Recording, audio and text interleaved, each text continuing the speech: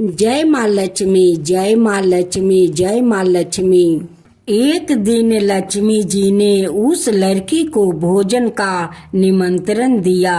जब लड़की भोजन करने के लिए आई तो लक्ष्मी जी ने उसे सोना चांदी के बर्तनों में खाना खिलाया, सोना की चौकी पर बैठाया और उसे बहुमूल्य वस्तु ओढ़ने को दिया। इसके बाद लक्ष्मी जी ने कहा कि मैं भी कल तुम्हारे घर आऊंगी। लड़की ने स्वीकार कर लिया और अपने माता पिता को सब हाल कहकर सुनाया। यह सुनकर उसके माता पिता बहुत खुश हुई, लेकिन लड़की उदास होकर बैठ गई। कारण पूछने पर उसने अपने माता पिता को बताया कि लक्ष्मी जी बेभाव बहुत बारा है, मैं उन्हें कैसे संतोष कर सकूंगी। इसके पिता ने कहा कि बेटी, गोबर से जमीन को लीपकर जैसा भी बन पड़े रूखा सूखा सीधा और प्रेम से खिला देना। यह बात पिता कह नहीं पाए कि एक चील वहाँ मंडराते हुए आई और किसी रानी का नौलाखा हार वहाँ डालकर चली गई। यह देखकर साहूकार की लड़की बहुत प्रसन्न हुई। उसने उस हार को बेचकर लक्ष्मी जी के भोजन का इंतजाम किया। इसके बाद वह श्री गणेश जी और लक्ष्मी जी वहाँ आ गए। लड़की ने उन्हें सोने की चौकी पर बैठने को कहा। इस पर महालक्ष्मी जी और गणेश जी ने बड़े प्रेम से भोजन किया। लक्ष्मी जी और गणेश जी के आने से साहूकार का घर सुख संपत्ति से भर गया। हे लक्ष्मी माता, जिस प्रकार उस लड़की पर अपनी कृपा बरसाई, उसी प्रकार सभी घरों में सुख संपत्ति देना। जय माँ गंगा, जय माँ गंगा। कई बरस बाद सागर नामक एक राजा को जादुई रूप से 60,000 पुत्र की प्राप्ति हो गई। एक दिन राजा सागर ने अपने साम्राज्य की समृद्धि के लिए एक अनुष्ठान करवाया। घोड़ा उस अनुष्ठान का एक अभिनव हिस्सा था, जिसे इंद्र ने हिरसाभर से चुरा लिया। सागर ने उस घोड़ा की खोज के लिए अपने सभी पुत्रों को पृथ्वी के चारों तरफ भेज दिया। उन्होंने वहाँ पाताल लोक में ध्यान मग्न कपिल ऋषि के निकट मिला, यह मानते हुए कि उस घोड़ा को कपिल ऋषि द्वारा ही चुराया गया है। उनका अपमान करने लगे और उनकी तपस्या को भंग कर दिया।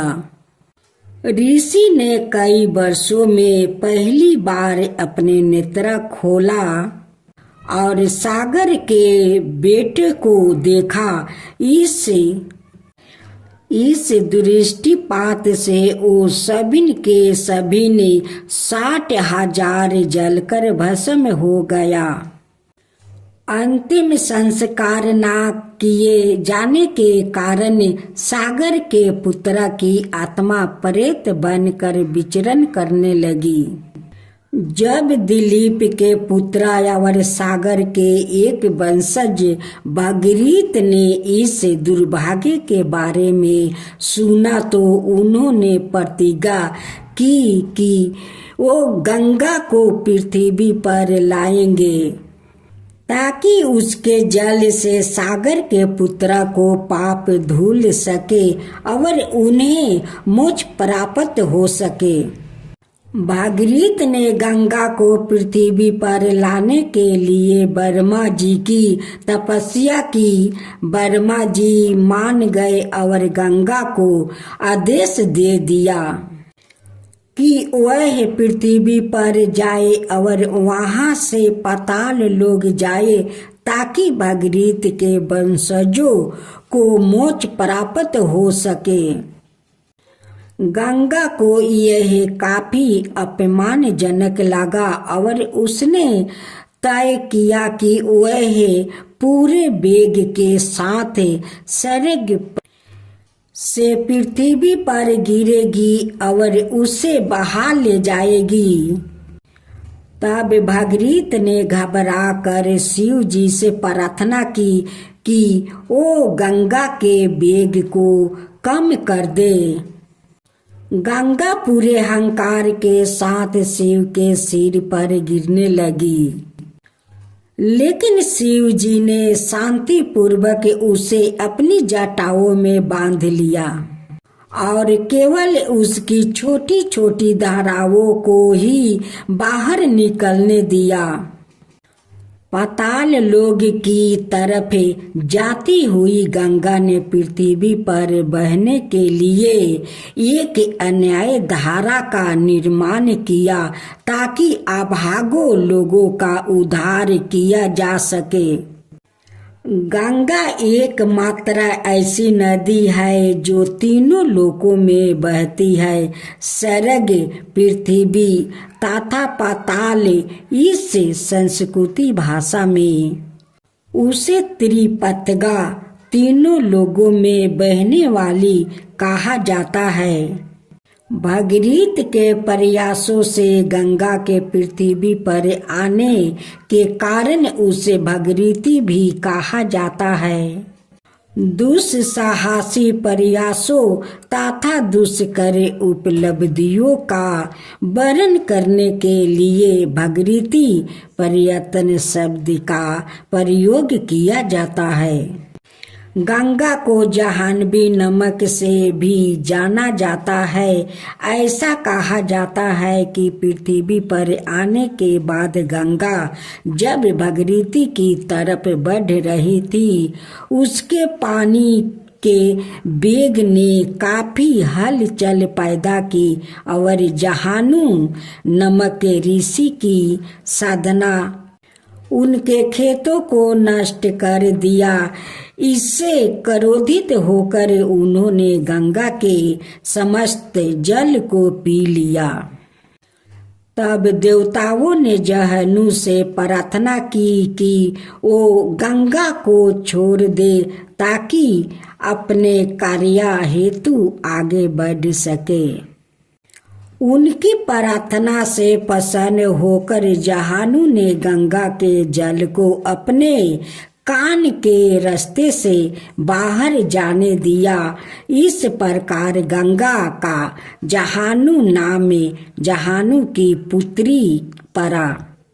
ऐसी मान्यता है कि सरस्वती नदी के समान ही कलियुग अंधकार्य में काल के अंत तक गंगा पूरी तरह से सूख जाएगी और उसके साथ ही यह युग भी समाप्त हो जाएगा।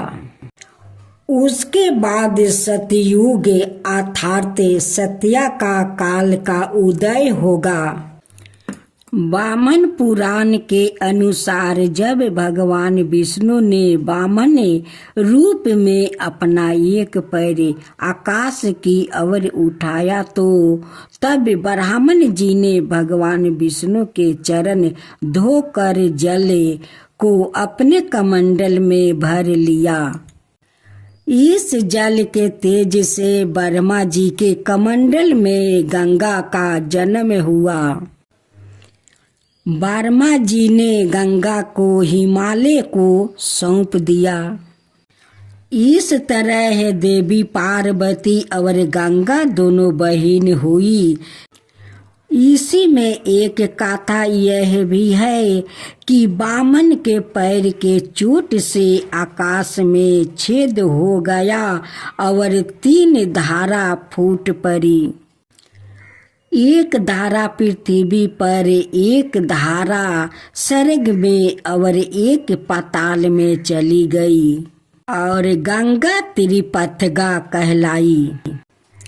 शिव पुराण में ऐसी कथा मिलती है कि गंगा भी देवी पार्वती की तरह भगवान शिव को पति रूप में पाना चाहती थी। देवी पार्वती नहीं चाहती थी कि गंगा उनकी सौतन बने, फिर भी गंगा ने भगवान शिव की घोर तपस्या की। उनकी तपस्या से प्रसन्न होकर भगवान शिव ने उन्हें अपने साथ रखने का वरदान दे दिया। इसी वरदान के कारण जब गंगा धरती पर अपने पूरे वेग के साथ उतरी तो जल प्रलय से धरती को बचाने के लिए भगवान शिव ने उन्हें अपनी जटाओं में लपेट लेते हैं। इस तरह गंगा को भगवान शिव का साथ मिल जाता है।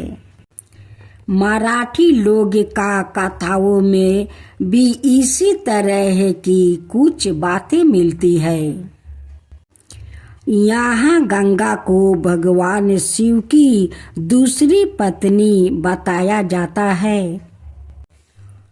पार्वती गंगा को परेशान करती है, जिसकी शिकायत गंगा भगवान शिव से करती है। पार्वती के कोप से गंगा की रक्षा के लिए भगवान शिव उन्हें अपनी जटाओं में छुपा लेते हैं। गंगा के जन्म और नदी रूप में प्रकट होने की जिस तरह अनेकों कहानियां हैं, उसी प्रकार उनके मानव रूप में प्रेम की भी कई कथाओं हैं।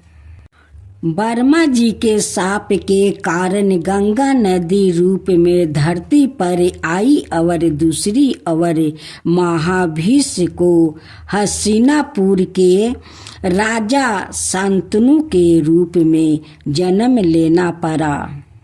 एक बार शिकार खेलते हुए शांतनु जब गंगा तट पर पहुंचे तो गंगा मानवीय रूप धारण कर शांतनु के पास आई और दोनों में प्रेम हो गया।